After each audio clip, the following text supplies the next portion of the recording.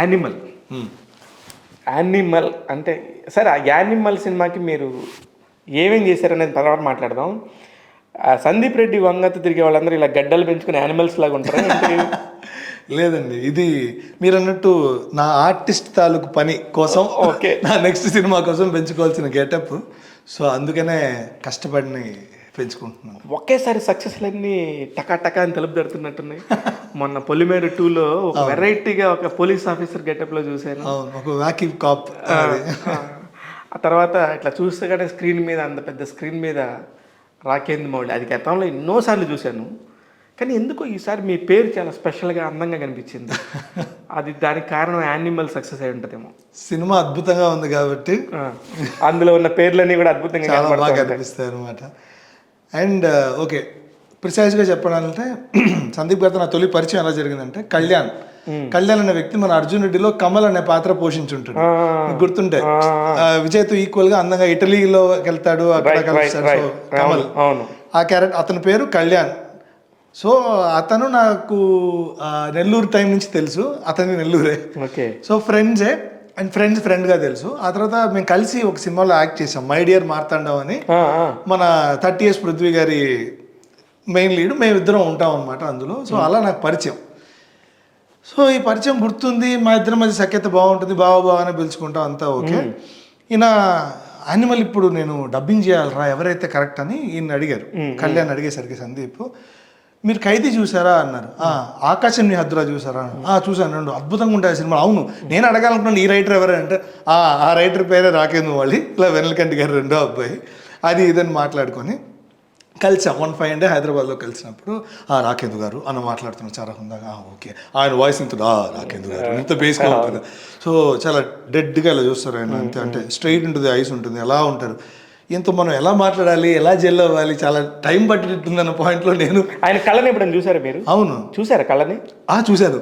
నేను ఎప్పుడు చూడాలి, అన్ని బ్లాక్ గ్లాస్లోనే ఉంటుంది. బ్లాక్ గ్లాస్ కాదు, మామూలు గ్లాసెస్ పెట్టుకుంటారు కదా పెట్టుకున్నప్పుడు అలా స్ట్రైట్గా అలా డెడ్గా అలా చూస్తాను. ఇంకొక మాట ఎక్స్ట్రా మాట లాగ్ అన్నట్టే ఉంటుంది, కానీ అది కాదు పాప, చాలా సున్నితమైన హృదయం అయింది. అది చాలా మందికి తెలియదు, ఆయన ఇమేజ్ బయట వేరేలా ఉంది. నేను క్రమేణా కలిశాను కాబట్టి నాకు ఆయన క్యారెక్టర్ ఏంటో అర్థమైంది. లేదు, మీరు చెప్పిందని నేను 100% ఏకీభవిస్తున్నా. నాకు కూడా బాగా పరిచయం.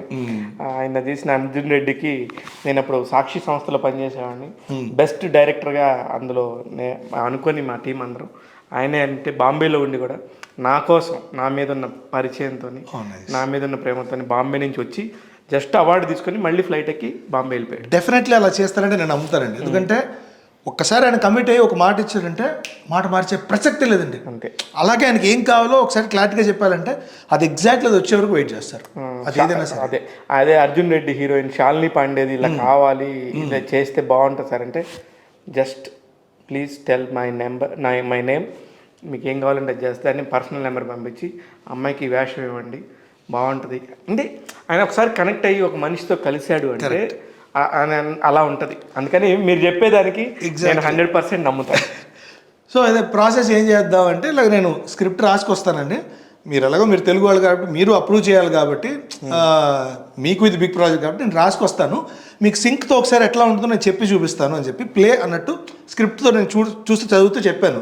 అరే భలే ఉంది, అసలు ఈ ప్రక్రియ నాకు తెలియదు, నేను సింక్ సౌండ్ వాటిలో వీటిలో పడిపోయాను, డబ్బింగ్ అనేది వేరే కొత్త ప్రపంచమేమో, చాలా తెలుసుకోవాలి డూడ్ అన్నాడు. సో రాకేంద్ర నుంచి డూడ్ అయింది.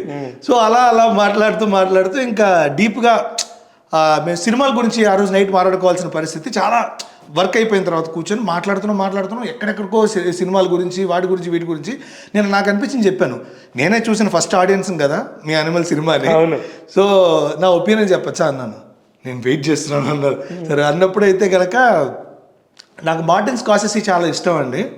ఆయన గుడ్ ఫెలాస్, కాసినో అలాంటి ఒక intense drama in very realistic వేలో చెప్తారు. పర్ఫార్మెన్సెస్ అన్ని చాలా అసలు ఫ్లాలెస్గా ఉంటాయి, క్యాప్టివేటింగ్గా ఉంటాయి. నాకు అట్లా అనిపించింది, ఒక స్కార్సెసీ సినిమా చూస్తున్న ఫీలింగ్ వచ్చింది. అండ్ ఎస్పెషల్లీ మీ సౌండ్ అయితే నాకు స్కార్సెసీని తలపించింది అని చెప్పాను. ఊరికే మొత్తం బీప్ టు బీప్ రీల్ వాయించకుండా సైలెన్సెస్ మధ్యలో, సౌండ్ ఎఫెక్ట్స్ మధ్యలో సడన్గా ఒక మ్యూజిక్ పెడితే ఆ మ్యూజిక్ ఒక ఇంపాక్ట్ ఉంటుంది. అది నాకు ఎడ్జ్ ఆఫ్ ది సీట్ ఇచ్చింది నాకు. మీకు మరి రన్ టైం నేను చూసిన version 3 hours 45 minutes.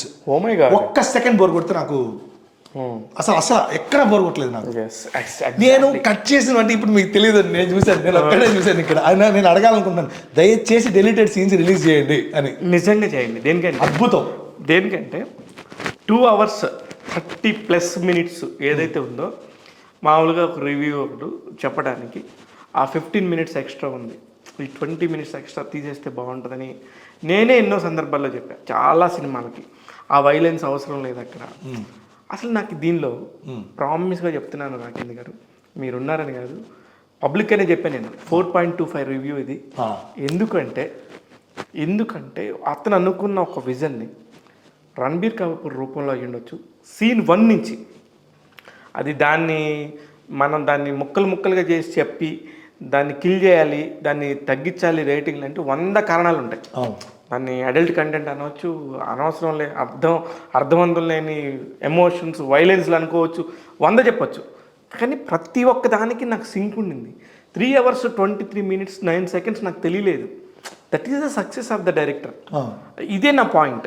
This is my only point.